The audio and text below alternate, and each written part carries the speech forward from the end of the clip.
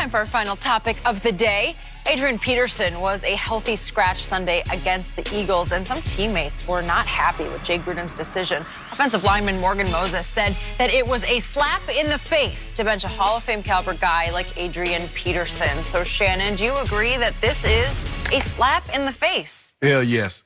And Adrian Peterson, sometimes, Skip, when you're in a situation, you're chasing the all-time leading rushers record of Emmitt Smith, and you have some financial difficulties, you have to accept some things you wouldn't normally accept. Adrian Peterson, if he was in good financial standings, he'd have told Jay Gruden to kiss his butt. I said but you know he would have told him. Because this is unacceptable, Skip Bayless. It's hard for me to believe that they got two other guys. And I get it, Adrian Peterson doesn't play special teams. He shouldn't have to. But to think that because, you got two other running backs, three other running backs on your team better than Adrian Peterson? That's not the case, Skip. This should be beneath Jay Gruden. Yet, reportedly, Jay Gruden wanted to cut Adrian Peterson. It sounded like it went all the way to the top. Daniel Snyder, that he was told, we're going to keep Adrian Peterson, maybe for marquee value to sell the superstar that used to be Adrian Peterson in case we have a bad He did rush for football 1,000 yards last year, I Skip. know, he's pretty good. But it looks like the coach thinks he's about third on the depth chart because they got Wendell Smallwood from the Eagles. Right. You know, right? Right. So I don't know. Is it a slap in the face when you're just playing for the money? What's he make, $2.5 million because you need the 2.5, I assume? Yeah, but that's the thing, Skip. Well, sometimes, Skip, you have to do things that you wouldn't normally do. It's hard for me to believe that if this record didn't mean so much to him, and I don't believe he's going to get it. He needs, 800 yards to pass Bettis, Tomlinson, and Curtis Martin to reach the top 5. But I think it has more to do with the financial situation. Probably. You played all these years, and you like to think you're getting ready to move away from the game, and you're further away from where you want to be than when you actually started. I just don't want to rile him up for Sunday against the Cowboys. He grew up a Cowboy fan. I don't want him to take it out on us. And he's loose. Maybe get loose, AP. That's a good Get thing. loose. That is it. Put on a show. Deshaun Watson had 4 total touchdowns and led an impressive 2-play, 75-yard touchdown drive to take the lead with only 37 seconds remaining. But that was all the time that Drew Brees needed. Brees quickly got the Saints down the field for Will Lutz to kick a game-winning 58-yard field goal. Brees ended the game with 370 yards passing, 2 touchdowns, and an interception. So, Shannon, what is your biggest takeaway from that game? I'm going to start with the Texans, even though it was a great win by the Saints. They did an unbelievable job. We know what Drew Brees represents. There's a reason he's the all-time leader in passing yards, and before the year's end, he's going to be the all-time leader in passing touchdowns and completion percentage. Unless Tom Brady is, but that's a whole First of all, Tom Brady is behind Drew. I think Drew's going to. But that's neither here nor there. You had to get Tom here. We're going to talk about Tom He'll at have a his later time. Yeah, at a later date time. Skip, in order for the Texans to be who they think they can and who they want to be, they got to protect Deshaun Watson. Skip, he got sacked again 6 times last night. Another 11 hits. Now, he was the only quarterback that got sacked more than 60 times last season. And supposedly, allegedly, they were trying to secure the offensive line. They go out and trade a first-round pick in the 2020 draft for Laramie Tunsil, and they've made some acquisitions. But, Skip, this is not good enough. He's unbelievable. He made some throws last night under duress, Skip. He's a special talent. But I'm afraid his career is not going to be as long and as productive as it should be because you can only get, a quarterback, they say running back only has so many hits in his body.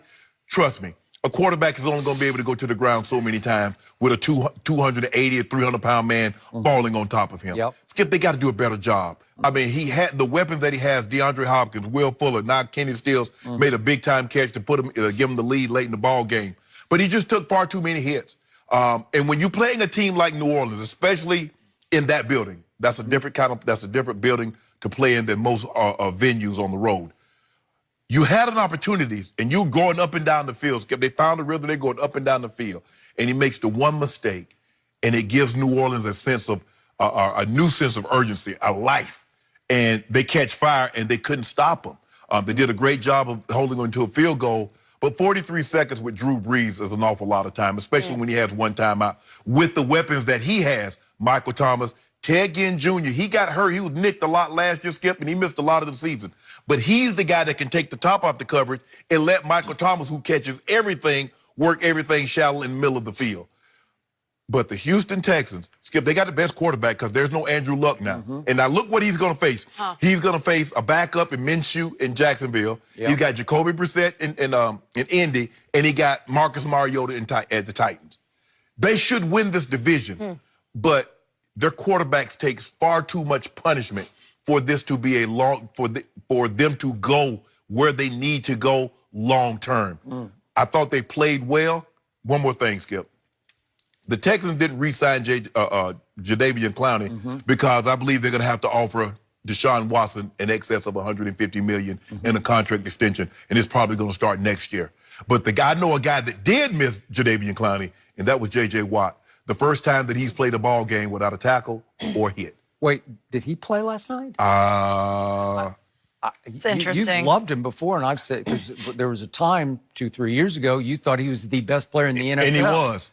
And he wasn't. He was. Because you just don't see him enough. It's kind of the Aaron Donald factor. But here's the thing, Skip. Like, and he was out there? No, he was 0, 0, 0, Wondering 0. about him. All zeros. But you know what happens, though, Skip? You start having back surgery, you start having knee surgeries. You're not the same player that you once were. Start making too many internet videos of you jumping and pushing and pulling cars. And 1,000-pound tires, flipping them. All right, and maybe your back goes because you're making internet videos, not because you're playing football. Well, I think he trained smart. I think he trained smarter now. I hope so. You finished? Yep, finished. Thank you. My turn. My biggest takeaway was in the very end of what was one of the wildest Monday night games we've ever seen, and it was a great way to kick off Monday Night Football this year. For sure. Drew Brees and then Will Lutz saved the National Football League from yet another refereeing nightmare in New Orleans because it had nightmare written all over it because the NFL, Al Rivron, after the game, acknowledged that at the end of the first half, the refs cost New Orleans 15 crucial seconds. They just misplayed the clock, mishandled. What is it about New Orleans? I don't know. I don't know. Right. Something. And that forced Will Lutz to try a field goal from 56 yards that he missed. Obviously, if you give Drew Brees, we saw what he did at the end of the game, if you give him 15 more seconds, I don't know, maybe he scores a touchdown. I don't know what could happen, or maybe it's a chip shot field goal. He's going to get closer to what he was. You would certainly think that. And then at the very end of the game, after, to your point, Deshaun Watson made 2 of the clutchest throws you will ever see, and that was 38 yards to DeAndre Hopkins, and I don't even know, he pulled it off against double coverage. You want to talk about a rail shot over, it was just such a great throw, improbably against all odds. And it was a great catch by, listen, that guy. He's phenomenal. He is phenomenal. And then, as you point out, the 37-yarder to Kenny Stills that they just acquired. And Deshaun took a shot. They were blitzing him, and he took a blindside blitz from Von Bell right in the back and got rid of that ball. But those are 2 of the best clutch throws, like bang, bang, to just go the length of the field. It took my breath away, and I'm a big Deshaun fan, as you know, so I'm rooting for him. And then what happens right on schedule? Fairbairn, the kicker, misses the extra point. But a kid for New Orleans who, I don't know, Chauncey Gardner-Johnson, I don't know, but he falls across Fairbairn's foot, and he gets called for roughing the kicker. Roughing the kicker. And I was stunned because, I got to tell you, I would not have thrown that flag. I thought that was no more than incidental contact exaggerated by the kicker. And it was excusable incidental contact that should not have been flagged because it's going to change. It's going to win or lose the game at that point. The Cowboy looked like a kicker. The kicker looked like a cowboy in the Western the way they shot him. Look how he fall on the ground like, oh, they got me. Oh, I thought we were so going to do a Dallas Cowboy. No. You So went did I. real cowboy. Yeah, real cowboy in the Western. He goes down hard, though. I'm not throwing that flag, and I think a whole lot of Saints fans, many of whom came in referees' jerseys, just to protest what happened last year, they probably thought the same thing that I was thinking, like, why did you throw that?